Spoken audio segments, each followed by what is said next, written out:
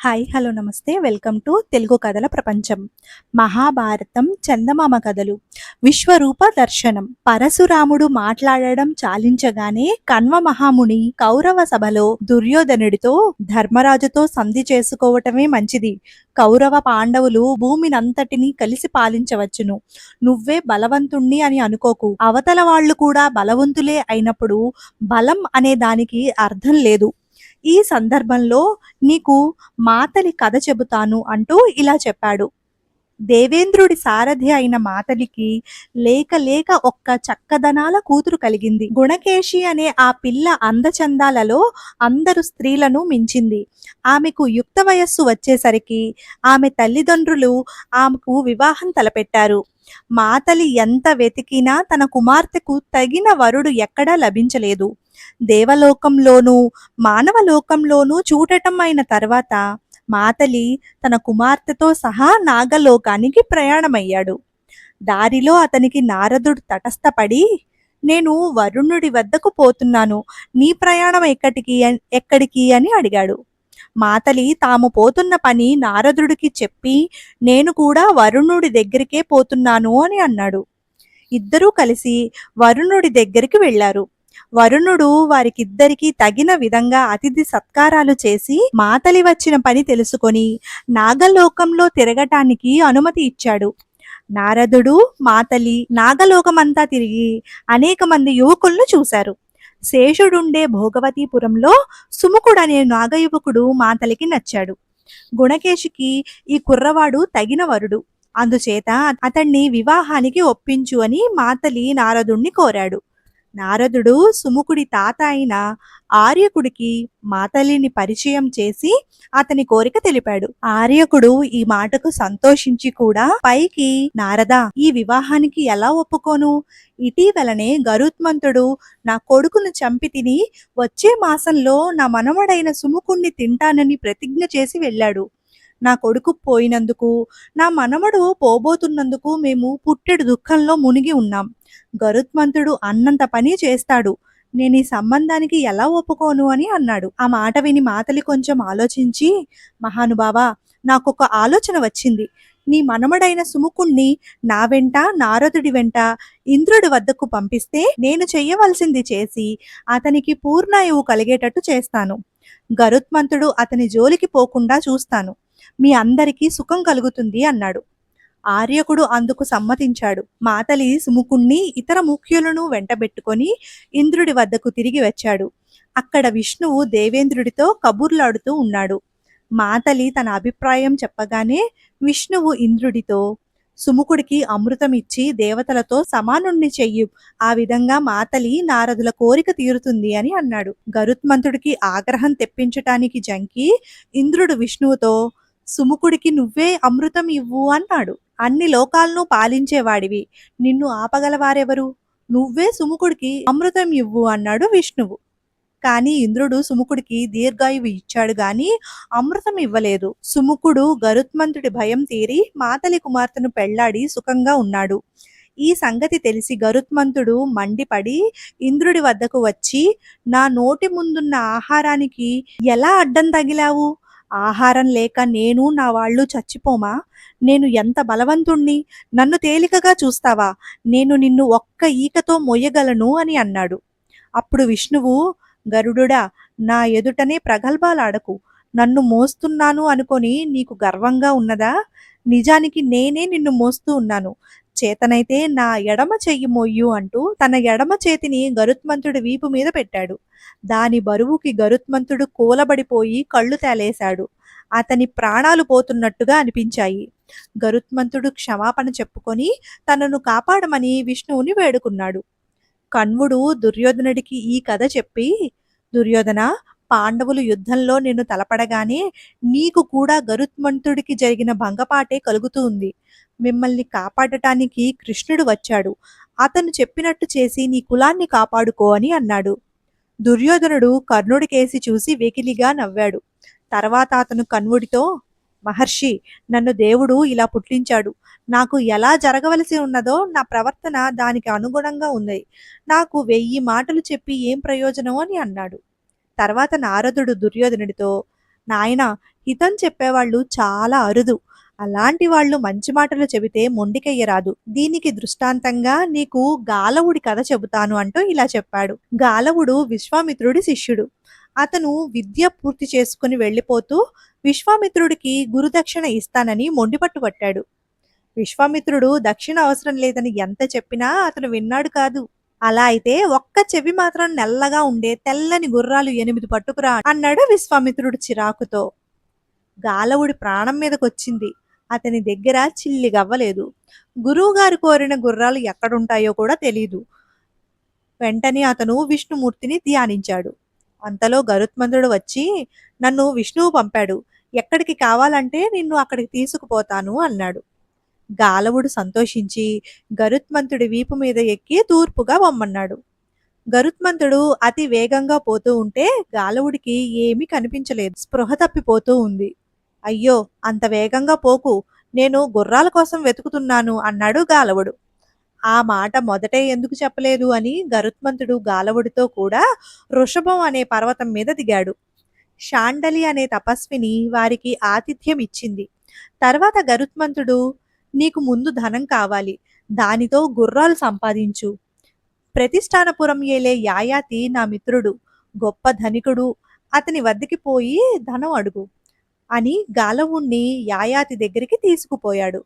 యాయాతి గరుత్మంతుడి ద్వారా గాలవుడి వృత్తాంతం తెలుసుకొని గరుత్మంతుడితో, మిత్రమా, పూర్వంలాగా నా దగ్గర ఇప్పుడు ధనం లేదు. అయినా నా కుమార్తె మాధవిని ఈ బ్రాహ్మణుడికి ఇస్తాను. ఆమె సహాయంతో ఇతని కోరిక తీరని అని గాలవుడికి మాధవిని ఇచ్చాడు. ఈ పిల్ల ద్వారా నీకు కావలసిన గుర్రాలు సంపాదించుకో, నేను పోతాను అని గరుత్మంతుడు వెళ్ళిపోయాడు. తర్వాత గాలవుడు మాధవిని వెంటబెట్టుకొని అయోధ్య రాజైన హార్యాస్వుడనే వాడి వద్దకు వెళ్ళాడు.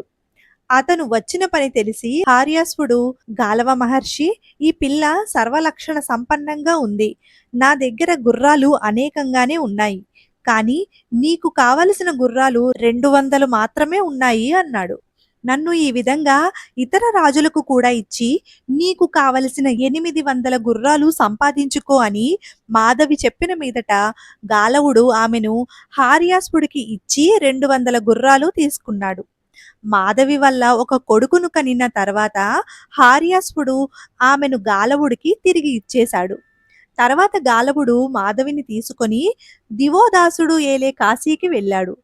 దివోదాసుడి వద్ద కూడా గాలవుడు కోరిన గుర్రాలు 200 ఉన్నాయి. అతను ఒక కొడుకు పుట్టిన దాకా మాధవిని తన భార్యగా ఉంచుకొని తర్వాత ఆమెను గాలవుడికి తిరిగి ఇచ్చేశాడు.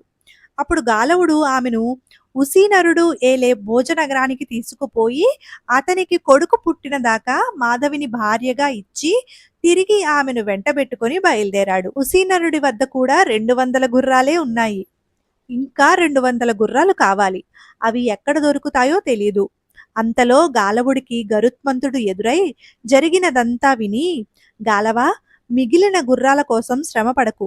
ఒక చెవి నల్లగా ఉండే తెల్లని గుర్రాలు ప్రపంచంలో మరి లేవు.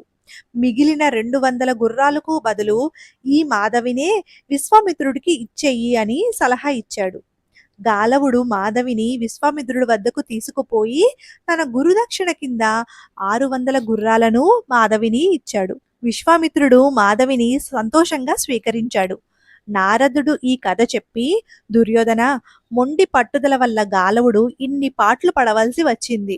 అందుచేత నువ్వు మొండితనం మాని నీ హితం కోరి చెప్పే వాళ్ల మాటలు విను అన్నాడు.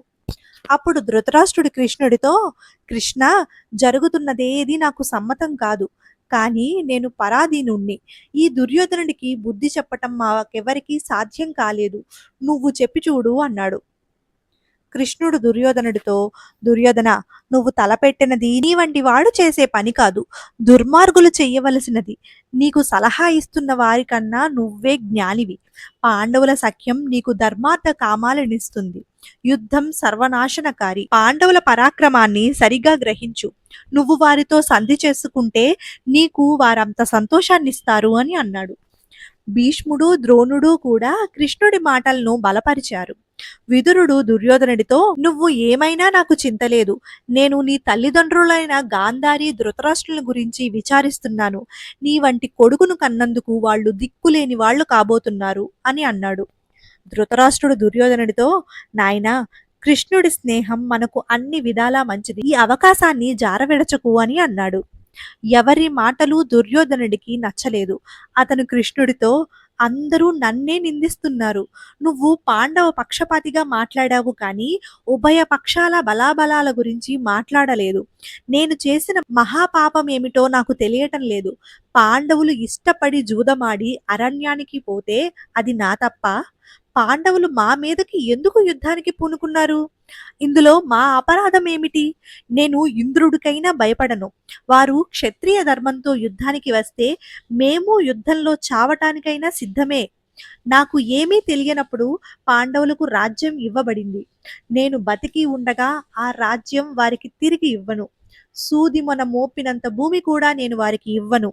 నాతో ఇన్ని మాటలు చెప్పి ప్రయోజనం లేదు అని అన్నాడు. కృష్ణుడు దుర్యోధనుడితో, నీ కోరిక తీరి నీకు వీర మరణం లభిస్తుందిలే. నువ్వు పాండవులకు అన్ని విధాలా ద్రోహం చేసి ఇప్పుడు ఏ తప్పు చేయలేదు అని అంటున్నావు. నీకు పతనం తప్పదు. మంచిగా అడుగుతుంటే పాండవుల తండ్రి రాజ్యం పాండవులకు ఇయ్యవు.